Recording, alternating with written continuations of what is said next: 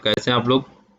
आज हमारा टॉपिक है फैक्टर कॉस्ट, जिसको हम हिंदी में बोलते हैं कारक लागत, मार्केट प्राइस, बाजार कीमत, नेट इनडायरेक्ट टैक्स, शुद्ध अप्रत्यक्ष कर। अब फैक्टर कॉस्ट और मार्केट प्राइस को समझ लेना जरूरी है। इसके पिछले लेक्चर में हम लोगों ने पढ़ा था फैक्टर ऑफ प्रोडक्शन और फैक्टर इनकम। अगर आपने वो लेक्चर नहीं देखा तो आप पीछे जाके देख लें कि फैक्टर कॉस्ट क्या है, फैक्टर ऑफ प्रोडक्शन क्या है और फैक्टर इनकम क्या होता है। यहाँ पर हम ये समझेंगे कि फैक्टर कॉस्ट क्या है। अब ये देखिए, ये हमने चेयर रखी है, सोफा है एक। इसको प्रोडक्शन करने में जो कॉस्ट लगा, जो एक्सपेंडिचर हुआ, उसको हम बोलेंगे फैक्टर कॉस्ट। अगर सिंपल लैंग्वेज में समझना हो तो आप ये समझिए, जब कोई चीज़ आप बनाते हैं, किसी चीज़ का आप प्रोडक्शन करते हैं, तो उसको बनाने में जो कुछ भी खर्च होता है उसको हम बोलेंगे फैक्टर कॉस्ट। अगर इसको हम लिटरली डिफाइन करें, it refers to the amount paid to factor of production for their contribution in the production process. इसका मतलब हुआ, जो किसी वस्तु, किसी सामान को बनाने के लिए फैक्टर ऑफ प्रोडक्शन लगते हैं, यानी फैक्टर इनपुट और नॉन फैक्टर इनपुट, या आप ऐसे कहें land, labour, capital, entrepreneurs, raw material, इन जो चीज़ें लगती हैं, इसके बदले में हम जिसको पेमेंट करेंगे वही बोलेंगे हम फैक्टर कॉस्ट। यानी आपको ये बात समझ में आ गई कि किसी वस्तु को बनाने में जो लागत लगती है उसको हम फैक्टर कॉस्ट कह सकते हैं। ठीक है, लेकिन जो सामान जितने में बनाई जाती है बाजार में जाके उतने में नहीं बिकती। अब इसको बाजार में लाया गया तो आपने सुना होगा कि सरकार उस पर टैक्स लगती है। अगर आपने बिल देखा होगा, अभी हम बिल दिखाएंगे आपको, जब इनवॉइस देखा होगा तो उस पर लिखा होता है इंक्लूसिव ऑल टैक्सेस।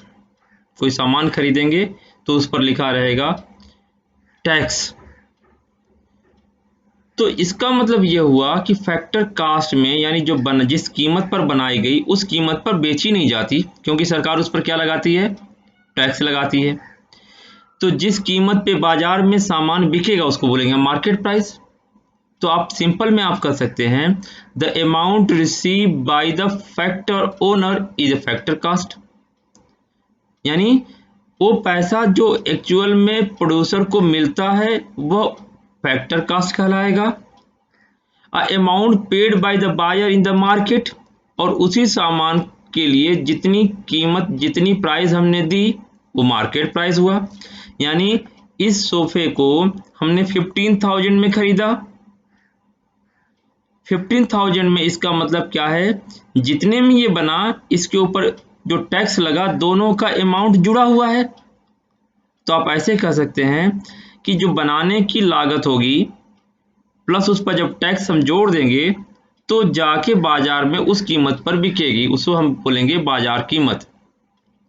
दो बातें ही याद रखनी है कि फैक्टर कॉस्ट वो अमाउंट होगा जो एक्चुअल में प्रोड्यूसर को मिलेगा, और मार्केट प्राइस ये होगी जो एक्चुअल में बायर पे करेगा मार्केट में। क्लियर है?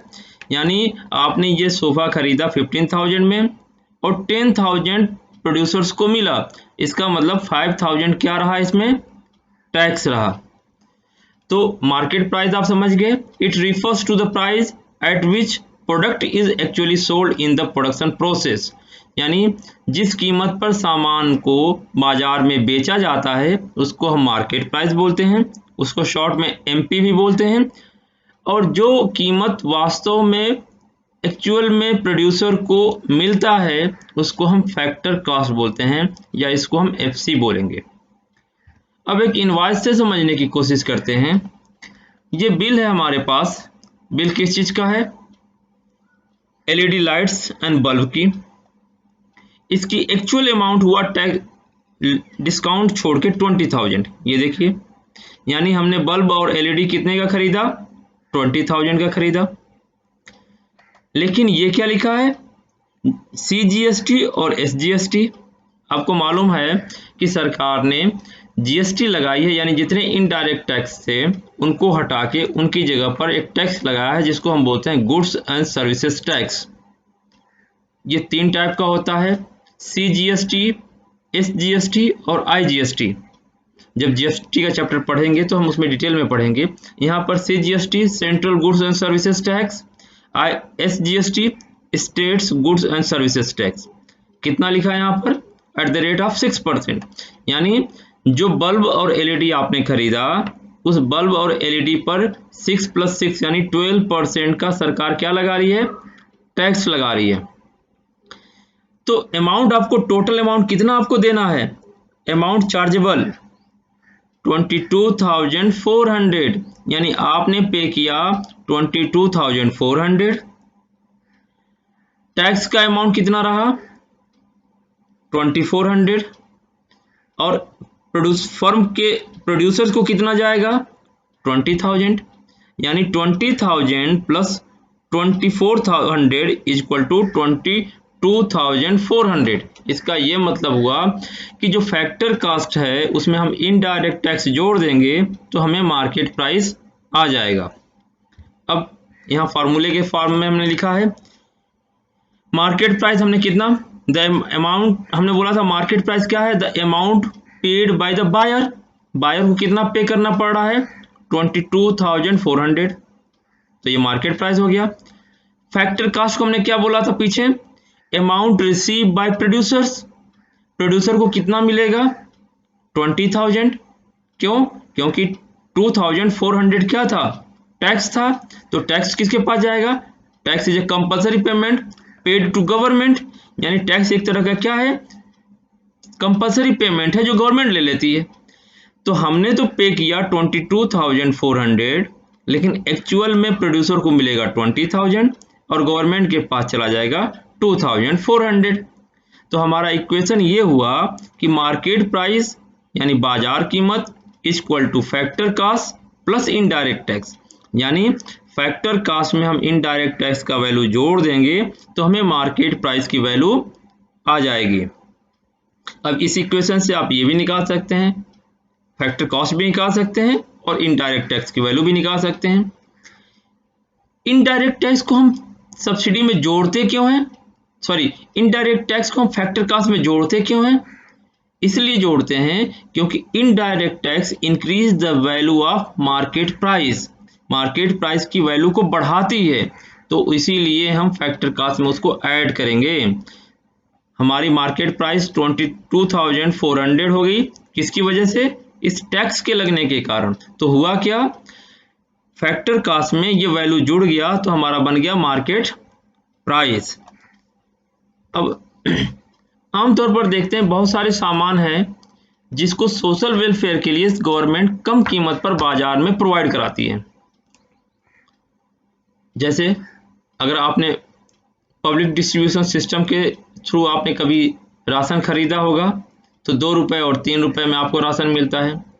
जब आप गैस खरीदते हैं तो बाजार से कम कीमत, यानी उसकी जो प्रोडक्शन कास्ट है वो 1000 है, एज्यूम कर लेते हैं, लेकिन आपके घरों में वो 800 में मिल रहा है। तो उसकी प्रोडक्शन कास्ट तो ज़्यादा है लेकिन आपको उससे कम कीमत पर बाजार में मिल रही है। इसका मतलब ये हुआ कि सरकार है उसके बदले में सब्सिडी दे रही है। इसको आसान भाषा में समझिए, समझिए। यहाँ पर हमने एग्जांपल लिया है गैस सिलेंडर का कि सिलेंडर गैस जो है वो 1000 रुपीज़ में बन के तैयार हो रहा है, लेकिन आपको 800 में बाजार में मिल रहा है। इसका मतलब हुआ पर सिलेंडर 200 सरकार डायरेक्ट कंपनी को पे करेगी। जो अमाउंट सरकार आपके बिहाफ पे पे करेगी उसको हम बोलेंगे सब्सिडी या फाइनेंशियल असिस्टेंस। और हमेशा सब्सिडी की वजह से जो बाजार कीमत होती है वो फैक्टर कास्ट से कम हो जाती है, यानी जितने में वो सामान बनी उससे कम कीमत पर बेची जाती है अगर उस सामान में सरकार सब्सिडी दे। अब यहाँ पर यही हालत देखिए, सिलेंडर तो बना 1000 में और बाजार में 800 में बिक रहा है, यानी जिस कीमत पे बनी उससे कम कीमत पर बिक रही है। इसका मतलब है सरकार पर सिलेंडर 200 रुपीज़ की फाइनेंशियल असिस्टेंस दे रही है, सहायता कर रही है, जिसको हम बोलते हैं सब्सिडी आर्थिक सहायता। अब इसको फार्मूले के फॉर्म में अगर आप लिखें तो मार्केट प्राइस यानी बाजार कीमत equal to factor cost minus subsidy. Market price कितनी है 800, फैक्टर कॉस्ट क्या था 1000 minus 200 equal to market price. तो आपका एक इक्वेशन यहां बन गया कि कोई भी वस्तु बाजार कीमत पर तब आएगी अगर उसमें सब्सिडी है, तो यानी फैक्टर कॉस्ट में से सब्सिडी का वैल्यू हम माइनस कर देंगे तो हमें मार्केट प्राइस मिल जाएगा। अब फाइनल फार्मूला क्या बना, पीछे हमने पढ़ा market price equal to factor cost plus indirect tax, और यहां हम बोल रहे हैं market price equal to factor cost minus subsidy. अब दोनों को हम ऐड कर दें तो हमारा फाइनल फार्मूला बनेगा market price equal to factor cost plus indirect tax minus subsidy. यानी कुछ सामानों पे सरकार सब्सिडी देगी, कुछ सामानों पे सरकार टैक्स लगाएगी। तो जब टैक्स लगाएगी तो फैक्टर कॉस्ट में टैक्स की वैल्यू जुड़ जाएगा, और जिस सामान पे सरकार सब्सिडी देगी वो फैक्टर कॉस्ट से माइनस हो जाएगा।